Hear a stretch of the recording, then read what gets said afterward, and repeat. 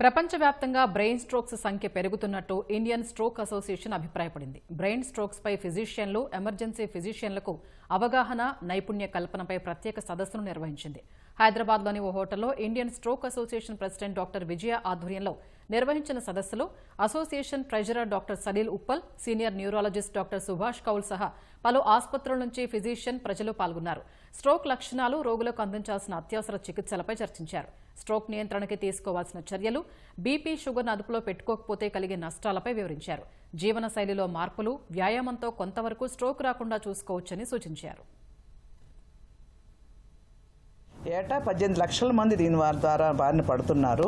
ప్రతి నిమిషానికి 3 పక్షవాతం వస్తుంటే ప్రతి 3 నిమిషాలకు ఒకళ్ళు చనిపోతున్నారు. మన దేశంలో 25-30% మంది 40 ఏళ్ళు లోపు వాళ్ళు ఉంటారు. పక్షవాతం వచ్చిన తర్వాత మనిషి సగం మందికి పైగా నిర్వీర్యం అయిపోతారు, డిజబిలిటీ అంటారు. దానిలో 1/3 మంది చనిపోతారు.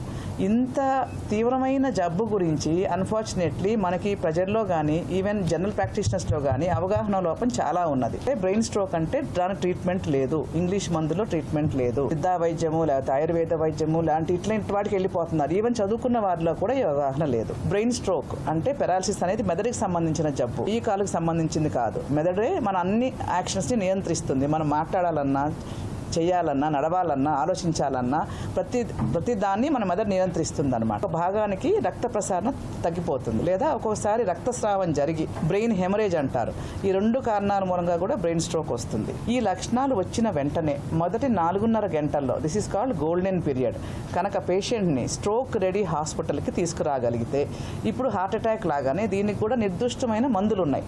And our main target and goal is to promote stroke, to make people aware of what is stroke, whether the stroke can be managed or treated, and how to prevent stroke, and once if a person has stroke, then how further prevention can be done, and then what is the rehabilitation in stroke. Our basic goal is that all the physicians and the emergency medicines physicians should have the empowerment and should have the knowledge that how a stroke can be diagnosed, how a stroke can be treated, because our target is whomsoever is eligible should be treated with thrombolysis in stroke, and nobody should be left or ignored. Because stroke అంటే sudden గా కాలు చేతులు పడిపోవటం, sudden గా speech పడిపోవటం, and timely treatment చాలా important ఉంది. Within 3 to 4 hours చేయకపోతే పర్మనెంట్ డ్యామేజ్ వస్తుంది, లైఫ్ లాంగ్ డిసేబిలిటీ వస్తుంది, డిపెండెన్స్ వస్తుంది. సో దానికోసం ఈ అవగాహన చాలా ఇంపార్టెంట్ ఉంది. విదిన్